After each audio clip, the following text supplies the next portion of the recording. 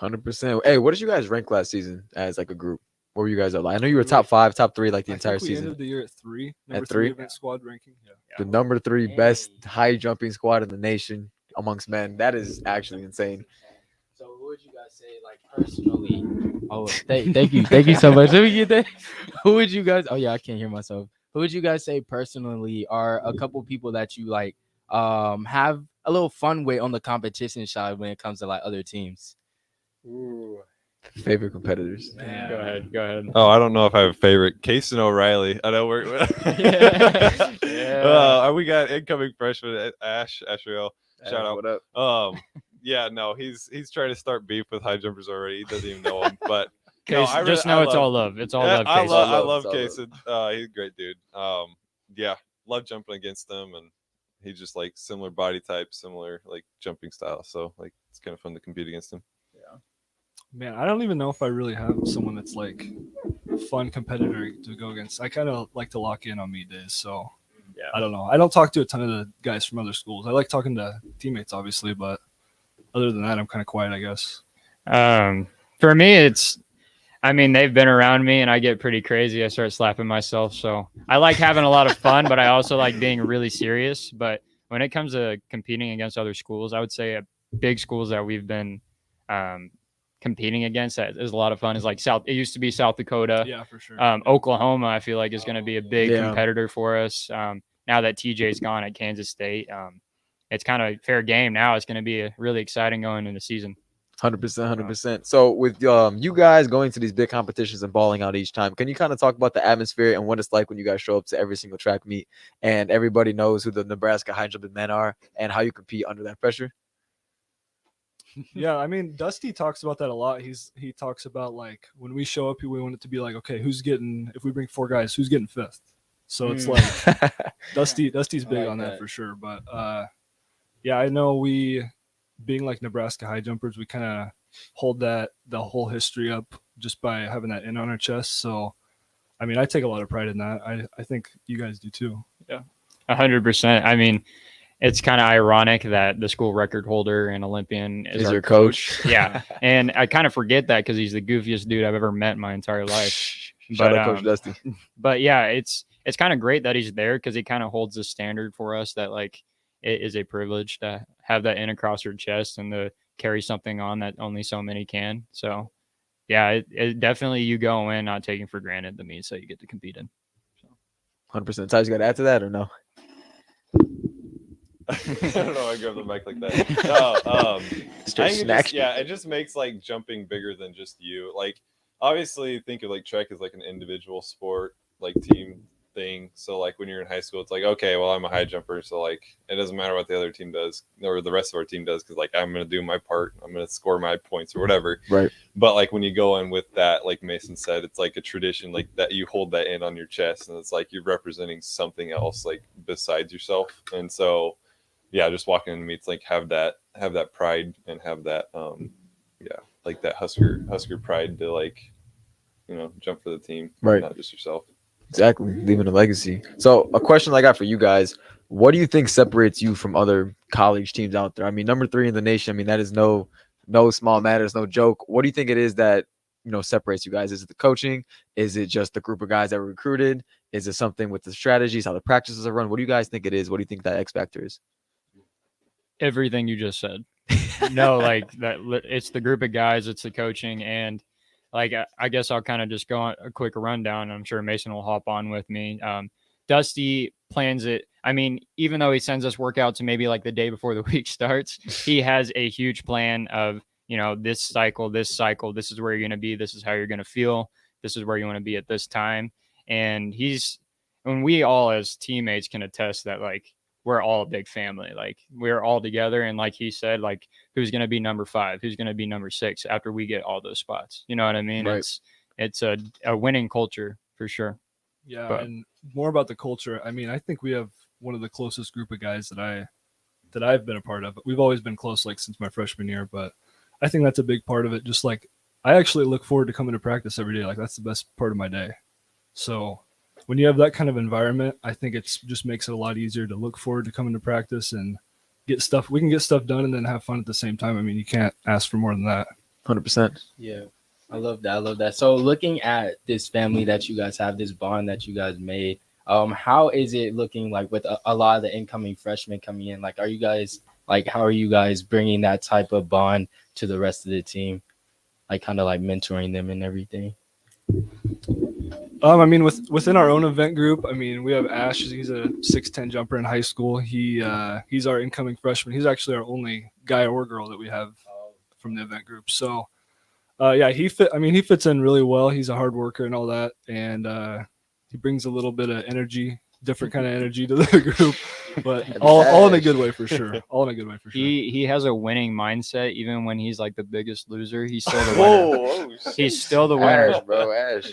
He's still the winner, and that's what you want. Even if you come in last, if you still believe you're the winner, that's all that matters. Sure. You know, at the end of the day. I definitely they're ambitious and they want to get after it. I'm excited for it. And I was the same way my freshman year, like last year. Yeah. They come in like, man, I want to like be the best and all that. And like, yes, there's gonna be those rude awakening calls. Like, okay, maybe I'm not like gonna take the world by fire, but Yeah.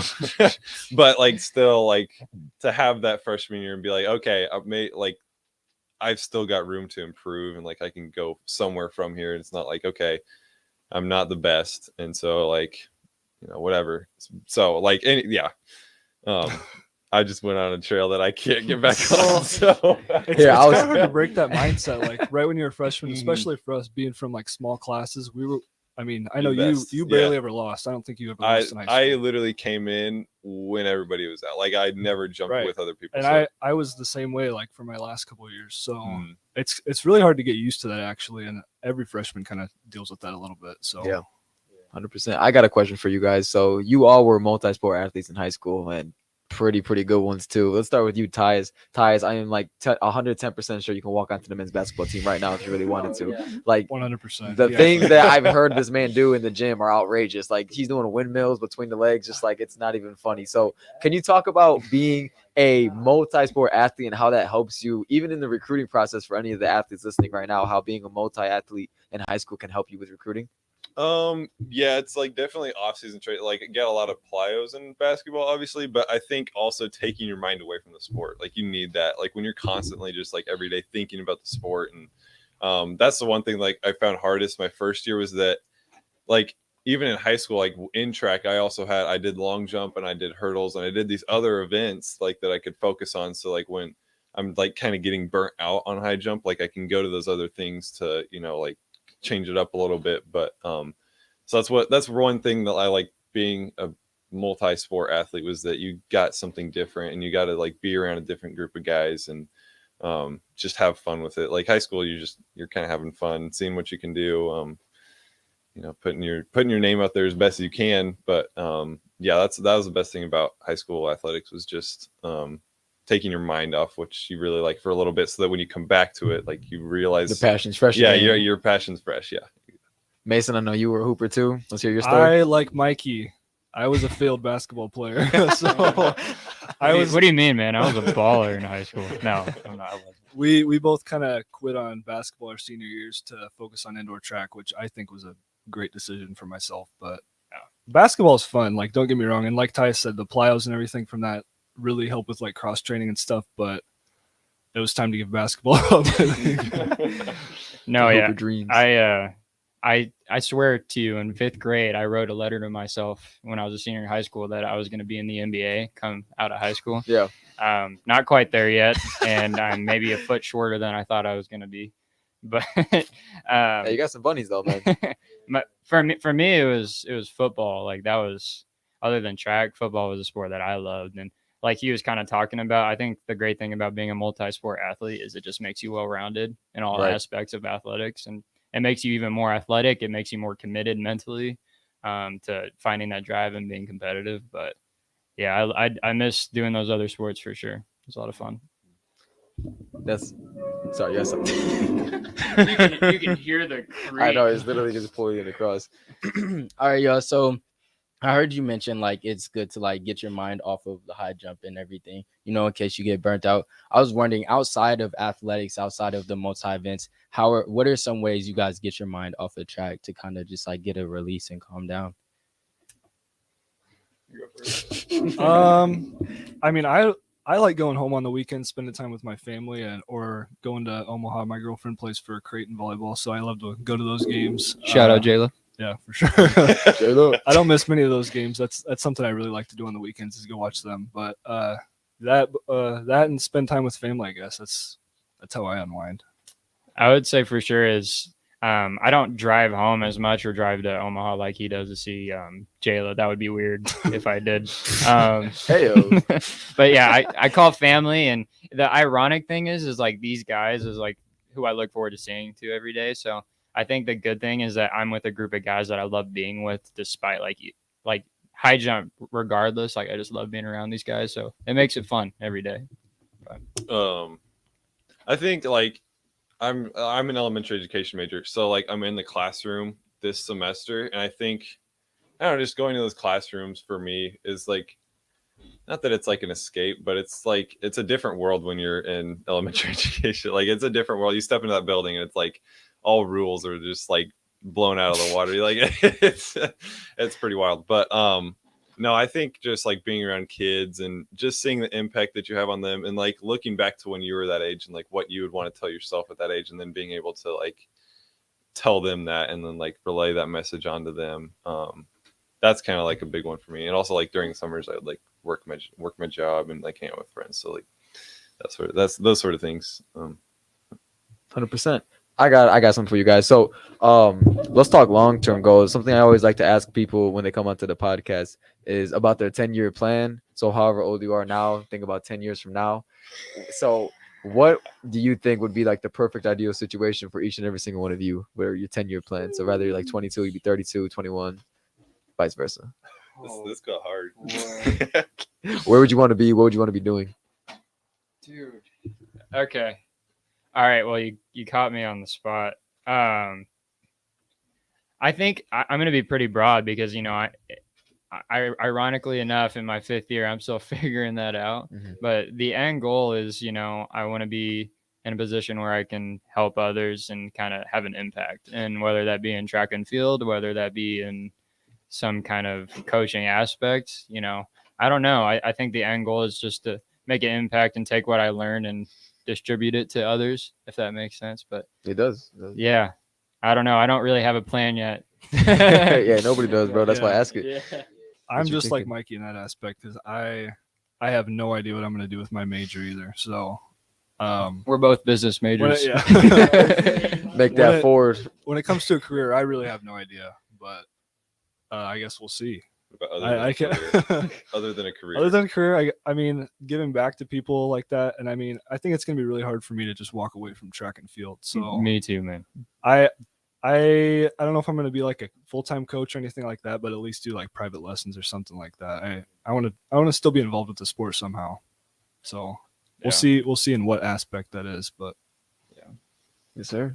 I feel like teaching is like pretty like, as an elementary education teacher, like that's kind of like what you go into. You do your STEAM teaching, and then after college, you're like right into the field. Like there's not much transition.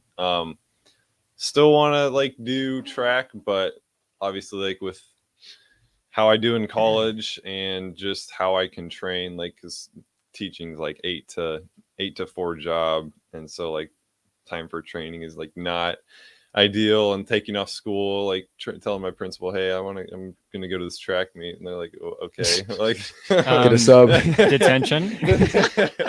But yeah, no, I can definitely see myself just like 10 years. I don't know where I'd be, but yeah, just teaching somewhere, and maybe coaching from there through the school. So yeah, that'd be dope. So going back to what you guys said, you said you're both business majors, right? There's a quote in this one song that I heard, and it says that money changes the people around quicker than it changes you. What do you think about this quote, and do you think it's real? Okay, I feel like this is deep. It's very deep. It's very deep. Clout chasers. 100%. I think I think with that there is some truth to that for sure. Not just with like money in general, but like let's say with success and fame, and you definitely can find out what people are like genuine and who are just kind of like riding on the clout train for sure. How do you differentiate that? Is it between like the before and after your success, like who was there before and who was there after?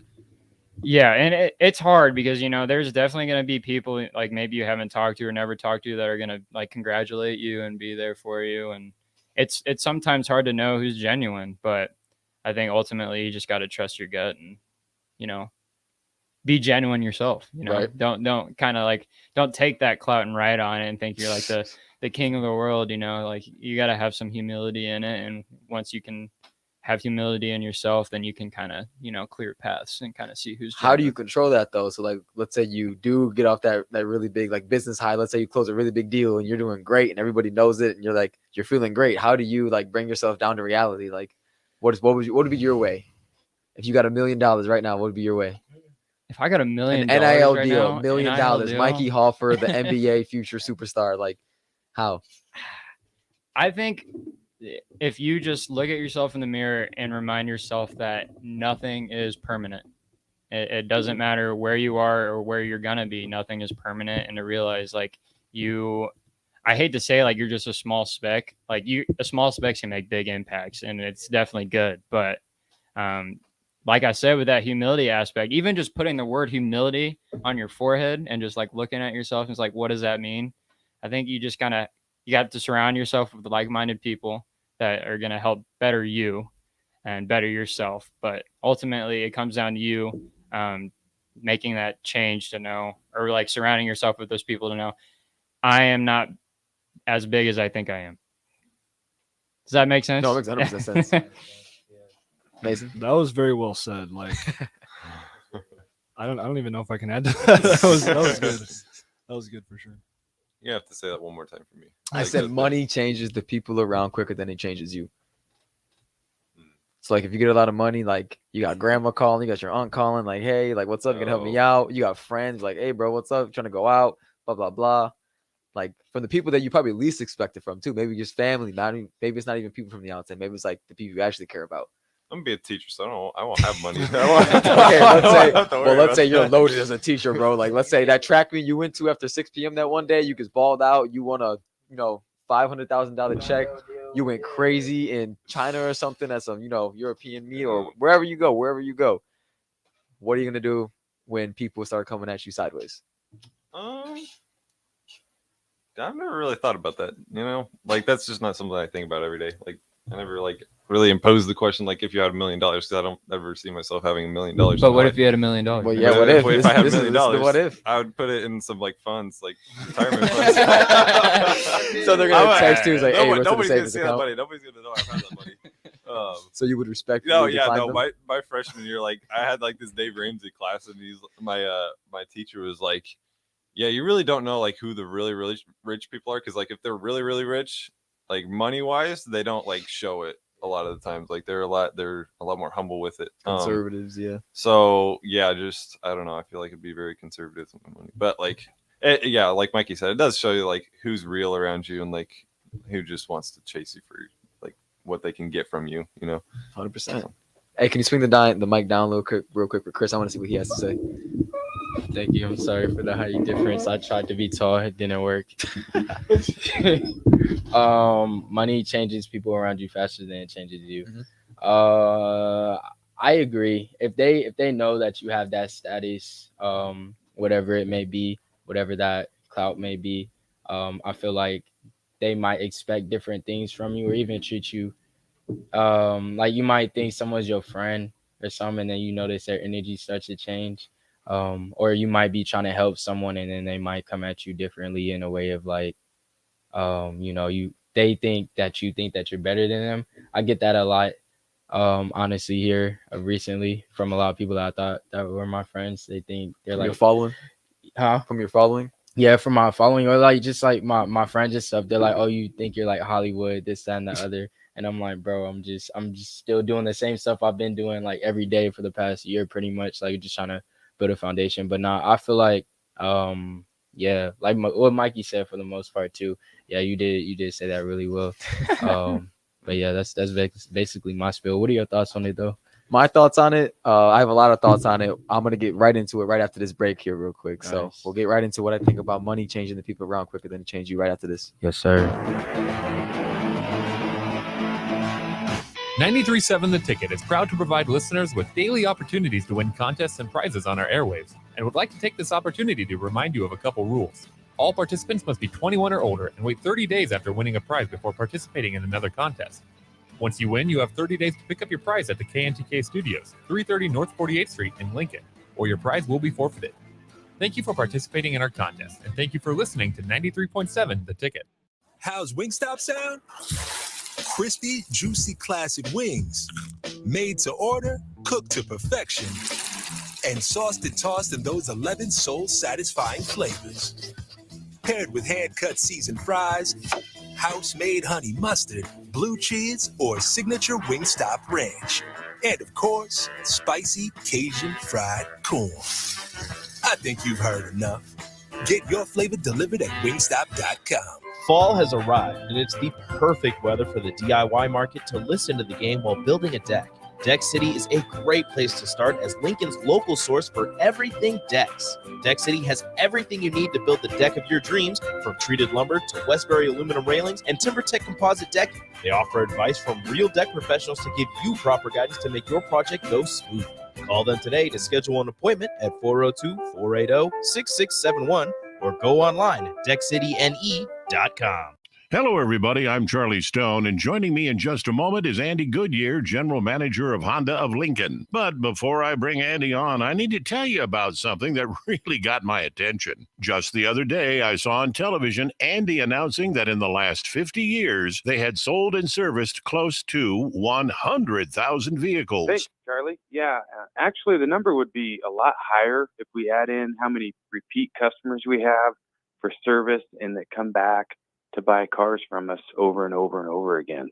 Now, Andy, tell everybody about your special offer. Well, as most people know, always trade for vehicles, but now we're offering for people to come in and sell us their cars. We're ready to buy, bring it on in, whether it's a year old or a few years old, and we'll pay them cash that same day. It'll be hassle-free, and we'll do it the Honda of Lincoln way. Come experience the Honda of Lincoln way of buying cars, 27th and Yankee Hill Road, or online at hondaoflincoln.com. There's nothing quite like the Mercado by Certified Piedmontese Beef. The Mercado offers unique ingredients you can't find anywhere else, open every day from 8 a.m. to 8 p.m. The full-service butcher shop and retail store is wonderful for meat lovers with their exclusive certified Piedmontese beef and assorted sausages, plus other quality meats, including pork, chicken, and a wide range of the freshest seafood. Plus, every Friday from 11 to 2, the Mercado serves up the best lunch in town on their Friday Feast menu. Stop in at the Mercado today at 84th and Havelock, or visit their website at cpmercado.com to see current deals. When you're high, you feel different. You think different, you talk different, you draw different, you listen to music different, but you probably knew that. Problem is, you also drive different, and not in a good way. That's why driving high is illegal everywhere. So if you're high, just don't drive. Make a plan to get a sober ride. Because if you feel different, you drive different. Brought to you by NHTSA and the Ad Council. Hey, it's Nicklin Hames from Nebraska Volleyball. I hate wasting time in practice, and I want to help you stop wasting your time when you're looking for an electrician. High Electric has been serving the area for over 30 years for both residential and commercial properties. They are experts in everything like remodeling, new additions, hot tub installation, and more. And they take jobs from Beatrice to Omaha and all towns, big or small, in between. Call them today at 402-466-6606 or learn more at high-electric.com. Back to the Ticket weeknights on 93.7 The Ticket and theticketfm.com. Yo, we are back. Go ahead, Nico, because it looked like you had something you want to tap into. Oh, no, you're good. You're good. All right. Yeah, we are back. Thomas Talks. Got the high jumpers out here. And my boy Nico with some sauce. Go ahead, tap us in, man. Hey, for anybody watching right now and has a YouTube account, I am currently at 974 subs. I really want to hit that 1K. So if we have 26 diehard fans in here willing to support me and the podcast, it would mean a lot to get me to 1K to finally start monetization.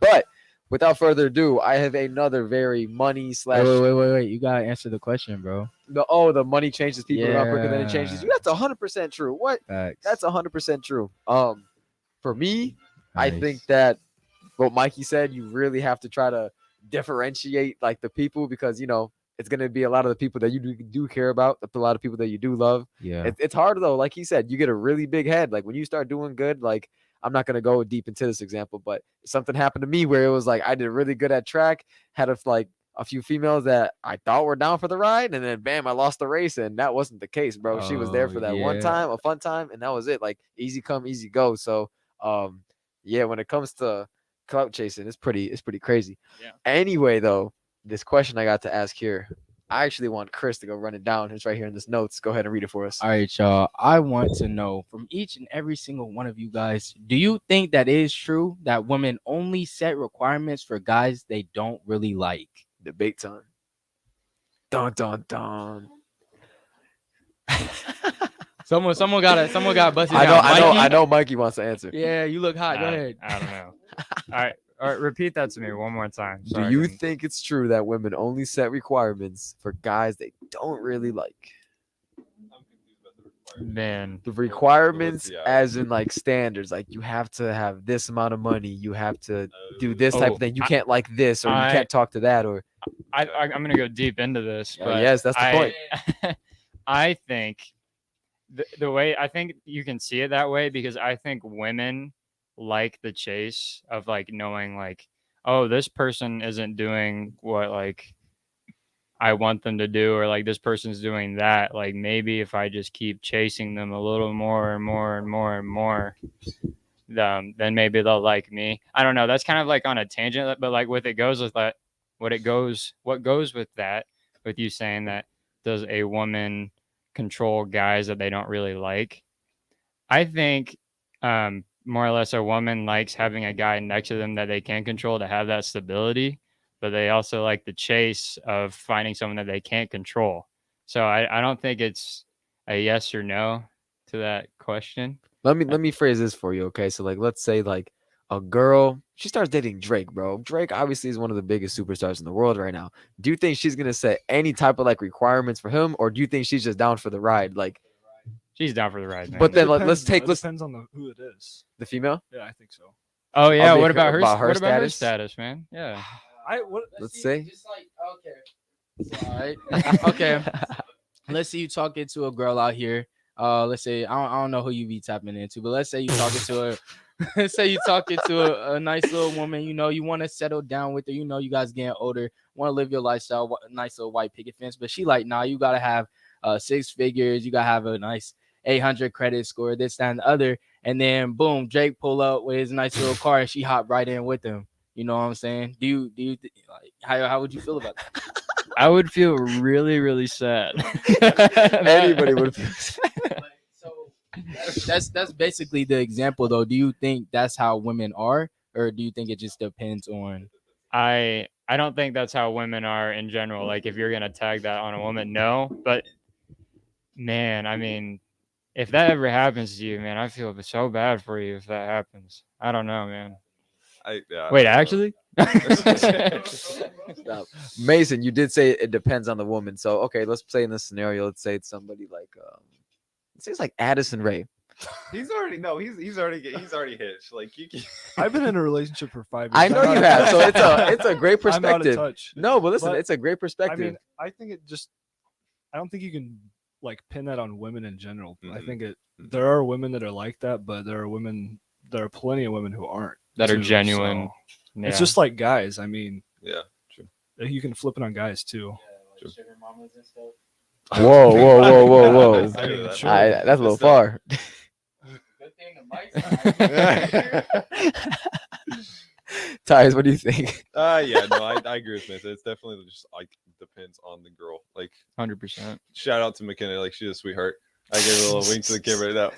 I saw no, like they gotta like if they're chasing that stuff, if they're gonna leave you because like somebody else has more money, like they don't like you, they like what you have. They like the idea of you. Yeah. So yeah, that's what you just gotta find one that likes you for you, no matter what the situation is. Chris, you like that? Even if she sets requirements. Yeah. Okay. Oh.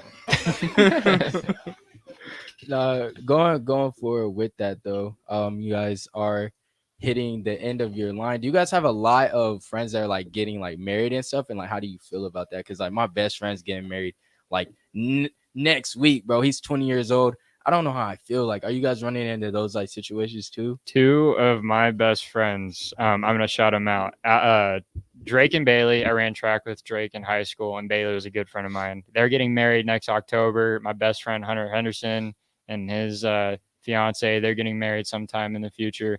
It is so weird, man. It is very weird for sure. Yeah, it's definitely weird that we're actually getting to that age where that's normal. Yeah. How old are you I guys? don't feel like 24? I'm 23. 22. 19. No, I don't have many Same. friends that are like that though, but like I think it'll be weird, but it's like exciting. Like Right. you get to like see your friends like Yeah, start for their sure. lives. So I can imagine it. I actually have a question for you. You said we had messages in the chat, right? Oh yeah, I got you. All right, so you guys, what are your favorite? There's a couple questions. We could go up the ladder. Your favorite sports movie of all time? We'll start with that. Tyus, you go ahead. You start off. Sports movie of all time? Remember the Titans. Like that's just classic. It is like, a classic. You gotta like that. What's the quote? You run a mile, you drop a pass, you run a mile. Yeah, you jump past, run a mile. Yeah. Yeah, it's goated for sure. I feel. We definitely got to make a clip out of that. Left side. All right, I'm done. Go Left ahead. side. Mine, I don't know. I feel like Hoosiers is slept on. I feel that like is people forgot classic, about too. Hoosiers. I like Hoosiers a lot. I gotta go with Sandra Bullock and The Blind Side. Dang, I was just about to say that, bro. Dude, is the best sports movie of all time, other than Remember the Titans. Great movie. Oh, dude, you took me out on that one. Dang, there's this one movie on Netflix about this kid from Notre Dame. Rudy? Rudy, bro. That Yeah. I'd have to go with that one. That one was pretty dope. Yeah. Chris, what about you? I'm gonna go with The Blind Side. I don't really be watching. I'm into anime, if I'm gonna be honest. But yeah, The Blind Side. What's the one with the Olympic runner that was in the? Steve Prefontaine. No. Oh, is that the dude who got the- captured? Yeah, in yeah, the, I don't know. Unbroken. Yeah, Dude, that's that a movie really was good one. dope. Yeah, that's a good one. Dude, he was Yeah. a beast. He was a miler, right? Yeah. Dude, that dude was a monster. Is it Yeah. McFarlane? McFarlane Oh, yeah. USA. Oh, That's yeah. a really good one too. Yeah, It was the with Kevin cross-country one. Costner Yeah. in that movie, right? Yeah. Anybody ever watch Air Bud? Yes, I did. of course, I did. dude. Everyone was amazing. The best dog. golden retriever out there, dude. Oh yeah. Heck yeah. The editing in the movie was fantastic, dude. The dog was balling. Dog was balling for sure. What was the next Number question? 2, Slim Chickens or Raising Cane's? Canes is goaded. Canes. Canes is goaded. Canes across the I'm gonna board. go Canes. Chris, Canes. you a Canes type of guy? Sweet. Slim chickens. When y'all Give me the hit up mic. Cane's, do you guys get the sandwiches or the tenders, the chicken tenders? They have sandwiches? I'm so serious. I've never got a sandwich yeah, there. bro. Are they good? Yeah, I'll be getting the sandwiches. People think I'm weird, but I'll be. That is busting weird, them. bro. I've never seen that. That's okay. Tenders, man. I haven't tried a sandwich, so I'm gonna get that next time. Yeah, low key might Try have it. to invest in a sandwich. That sounds good. I go Caniac every time. Caniac every time. Maniac. How many is that? 6, right? Sheesh. There's a lot of chicken strips put in your belly. Yeah. How many calories is that? At He's right with least the 10. calories, I'm At with least you. 10 calories. At least. At least 10. I be feeling so Gotta be at least terrible every time I leave Canes, dude. I just feel like terrible. I can't imagine being like your guys' event. Where you have to You're worry- running. You have to worry about what you eat. I haven't Oh, worried yeah. about what I eat. It translates perfectly No, to your dude, running, I've got it actually. I put on a freshman 16 last year. I went from I came in at 175 by when was that? Like the middle of October. I was 191. What? I went up to I cannot keep weight off like that. See, did like, you- I was putting on jeans and like I was like my thighs were like filling them out. I was like, what the heck? No way. No, I was getting like, and I went back down to 175 this summer, and I'm back up to like 82 right now. Like my weight just like Fluctuates. Hey, as long as you're jumping over 7 foot, bro, there's no problem. Well, I wasn't doing it last year. Well, this season you will definitely be doing it. Dang, bro, what you be eating, man? It's like, oh my gosh, It's the Nico, Caniacs. do you be tapping in watching your diet? Like, are you Oh. a diet watcher? Yeah, 100%. I had a little scenario my senior year of high school where it got out of control, bro. I was just because I used to have this ritual before every single track meet to carb up 2 days before, just hammer pizza, bro. Just like would go crazy. They would order pizza, and dude, no, listen, it was crazy because I was doing great off it. I literally broke a state record about eating pizza the 2 days before, bro. So I'm like, dude, I'm gonna use this strategy till the day I die, bro. When I wasn't like performing or training as hard as I was when I was trying to do that, it caught up to me so fast. I went to like I think 155 to like 175 in one season. I was so heavy, bro. But the thing was, like, when I ran that record, I was like 172 and I felt good. But then like something happened, like a flip switched. I didn't start looking as cut and things started going rough. So yeah, ever since then, I've been like a maniac about what I eat and trying not to, let it get out of hand. Oh yeah. So what about you? Because I know you're the diet guy when it comes to bodybuilding and stuff like that. Bro. So are you on top of it? Yeah, I most definitely used to be an eater. Like my freshman year, I went from I was like the heaviest I've been. I went from like 168 to like 190, and then I got sick. And then, What? Yeah, bro. That's when I had came. That's in that freshman 25. No, that was terrible, bro. But I was not because I was like, man, I'm gonna go try to walk on football. And then I was also trying to walk on track, and then I got sick, and I was like, let's just stick to track. And I was like literally like roly-polying everywhere. Like I was thick, man. That junk was not okay. But yeah, like now after the summer, tapped in with the bodybuilding stuff, learned a lot about my body and nutrition overall. And I'm pretty solid, I'd say so myself. I actually gained weight pretty dangerously after my show. And like, yeah, I almost died. But we're good now. 100%. Yeah, Hey. like, yeah, bro. Like, so when you do your shows, the way they deplete you to like be stage ready is like pretty vigorous. And then so after the show though, like literally right after I got done with my last like routine, I went in there, they had donuts, got straight to it, went to Cheesecake Factory, Got straight to it. Like, bro, it was terrible. Let me see, my show was on Saturday. By Tuesday, I went from 156 to 175. No way. Yeah, bro. It's pretty natural. Like touching, bro, I would touch my leg and my fingerprint would still be in my leg, like just pressed. I would take my socks down and like the freaking like my skin would be just all sockified, Wompy. like yeah, it was terrible, like super bad heartburn, headache, like Ew. and I was still eating like a freaking freak, like. But eventually, like I was like, okay, Your body caught up with itself, bro. Yeah, the third day, my body caught up. Like, but I was like, okay, yeah, this is not healthy. Let me get on the treadmill, and I'll start getting back to it. And now we're better. Hey, now we're here. Yeah. I got a scenario for you guys on what you would do. So let's say I think it's called the train track scenario. So let's say there were 10 people. Okay, no, actually, let's say your mom was on the train track, right? A train's coming 100 miles per hour, right? It's gonna hit her. Or you got 10 people behind you who you can save, but if you choose your mom, the train's gonna hit that and they take out those 10 people. If you choose the 10 people, your mom's bye-bye. So which one would you guys pick and why? And there's a catch to it too. So nobody would know if you chose the 10 people, like their memory would be wiped and your mom would get smoked. But if you chose your mom, everybody in the world will know about you picking your mom over the 10 people. I'm picking my mom every time. Over the 10 people? Hands down, me too. My mom, 100%. Okay, 100 people. Mom. Even if it's publicly everywhere. Mom. Mike, you're gonna make me cry. Okay, 100 I don't kids. gotta get deep with it. It's just a scenario. No, I know, but- Let's make it interesting. 100 kids. Dude, Oh. No, bro. My mom. No, I'm just kidding. I'd probably go with the kids at that point. My problem is my mom would be like, "Hey, save the other people." Like my mom wouldn't be like, "Save me." She'd be like, "No, like." Yeah, save other people." that'd be the toughest on your Yeah. heart too. It's Yeah. like, oh man, mom, why you gotta do this to me? Yeah, I don't know. I thought it was a cool scenario. 100 dogs. Or your mother. Why is that worse than kids? Yeah, honestly. Hey, and their babies. We will dive back into it right after this next break. Casey's General Stores is giving away 2 tickets to each Nebraska football home game this season. To enter, just head to any Casey's General Store location in Lincoln during the football season, scan the QR code at the front counter, and fill out the online form. One winner will be chosen at random 2 days before that week's game. So head over to Casey's, stock up on all your tailgating snacks and drinks, and register to win 2 tickets to a Nebraska football game, brought to you by Casey's General Store and 93.7 The Ticket. People first is more than a nice sentiment. At American Senior Benefits, it's the mission.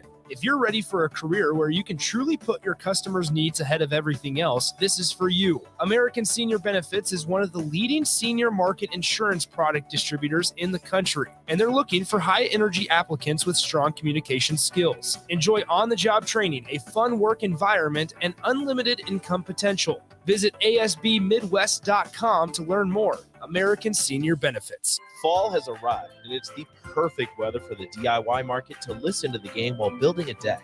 Deck City is a great place to start as Lincoln's local source for everything decks. Deck City has everything you need to build the deck of your dreams, from treated lumber to Westbury aluminum railings and TimberTech composite decking. They offer advice from real deck professionals to give you proper guidance to make your project go smooth. Call them today to schedule an appointment at 402-480-6671 or go online at deckcityne.com. Join us on Friday from 2 to 6 on the rooftop at Barry's as we get you ready for Saturday's game on the block with Eric Strickland and Nate Brennan, followed by Old School with Jay Foreman and DP this Friday from 2 to 6 at Barry's on 9th and Q. How's Wingstop sound? Crispy, juicy, classic wings. Made to order, cooked to perfection, and sauced and tossed in those 11 soul-satisfying flavors. Paired with hand-cut seasoned fries, house-made honey mustard, blue cheese, or signature Wingstop ranch. And, of course, spicy Cajun fried corn. I think you've heard enough. Get your flavor delivered at wingstop.com. Hey, this is Ernest Hausman. As a linebacker from Nebraska, I know how hearing that women are bad with money, but like many of you, I spent If you are years looking for a paying solid bills, team to managing have your checking back, accounts, and check out my taking care of friends my at family. Burke Brown Law. Burke and Jackson will work with you to create an individualized strategy to bolster your defense. Hi, this is Burke. Give us a call at 402-606-1441.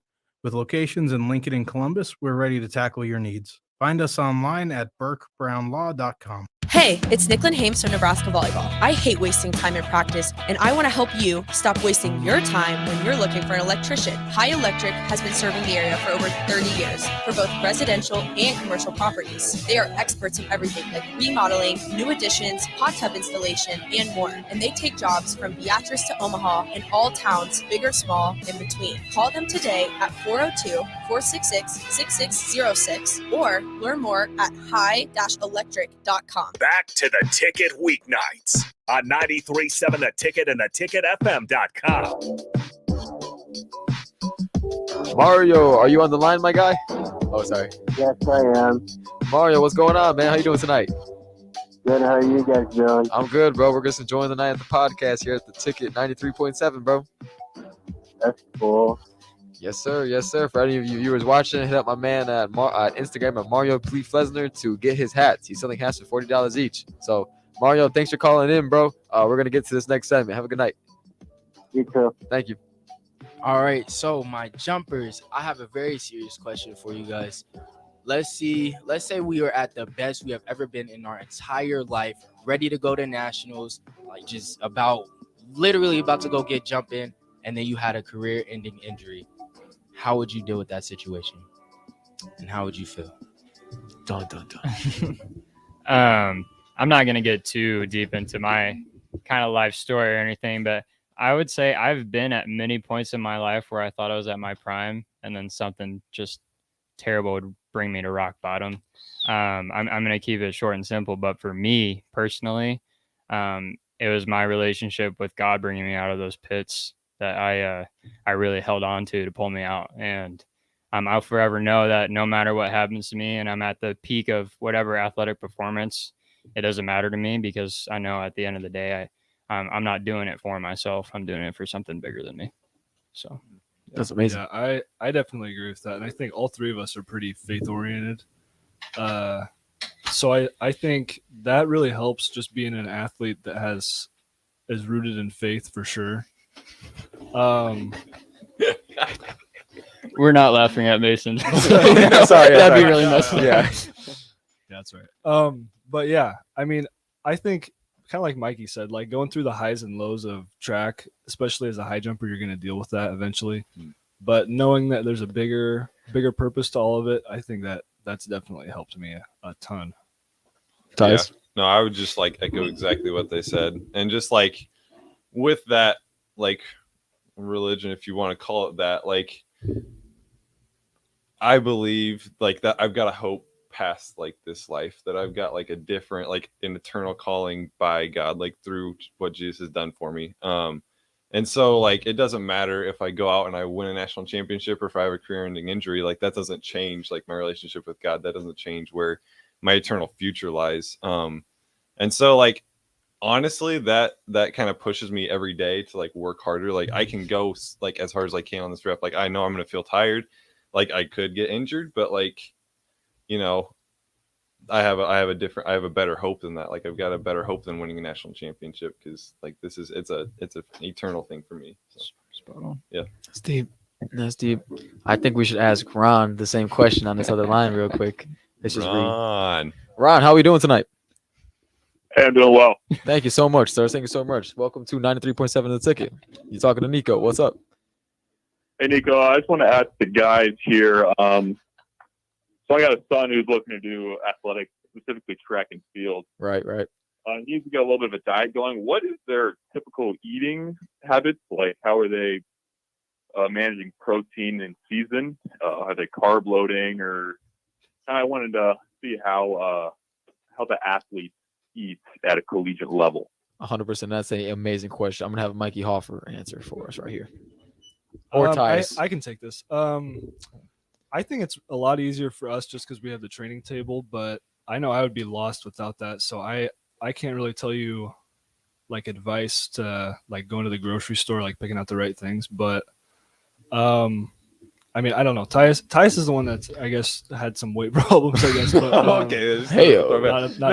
I can talk about like how I've gotten that under control. It's like a lot of just being conscious of what you put in your body. Like I saw myself a lot of days putting in like potatoes and rice, and like I like look at those things and I'm like, man, I'm getting so many carbs, and like I don't exert that much like energy like to burn off those carbs. So where are those carbs going? Well, they're just like going into my body. Like, and so that's like, so I was eating probably like a cross country runner, like sprinter type person, and that's not who I was. So like definitely whatever training you're doing, have food to complement that, you know, like put the calories, put the carbs, put the protein into your body that you need to refuel and be at the peak of your performance, but not like overfeeding yourself to like you're putting unnecessary weight on.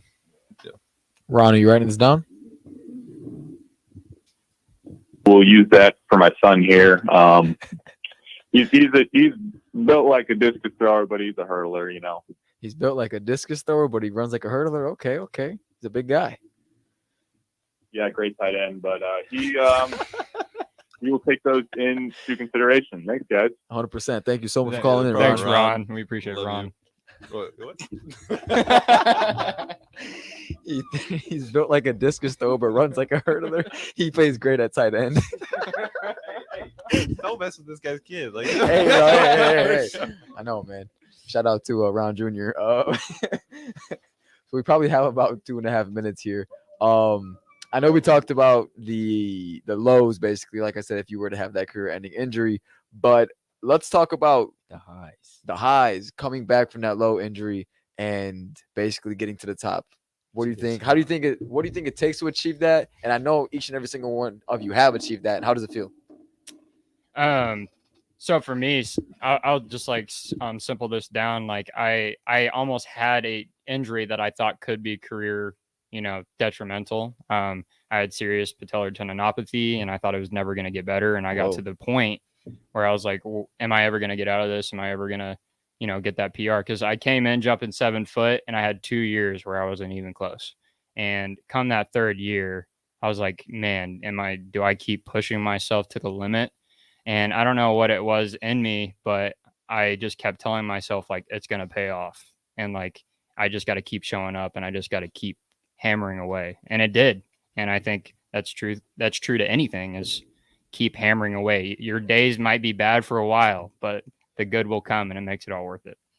So, yeah, you definitely, something that I learned pretty early on was that you just have to trust your training. When you have such a long season, it can be easy to be like, I know I was like this for the past couple of years. I was like, okay, I'm just going to work harder than everybody else. But in track, that doesn't really work, especially for a high jumper. you got to give yourself rest and Gotta you be smart. You got to be smart about it for sure. So I know I like my freshman year. I think I had the most success my freshman year, and then I kind of went downhill a couple years after that. So that's the biggest mistake that I made. I don't know about you guys, but yeah. I think just like last thing, like define what your success is. Like whether that's a high, or whether you're like, okay, I want to just go to practice and work my hardest into it. Like just define what your success is, what your goals are, and then you can like see and define what you're going to do to get to those successes. 100%. That concludes our show here tonight. Thank you, all three of you, for coming in and making the show great. Remember to shop Timeless Talks, www.timelesstalks.org. Me and Chris, my partner here, he's going to wrap it up for us. Hey, thank you guys so much for tapping in on the show. Have a great one. Peace. Timeless Talks out.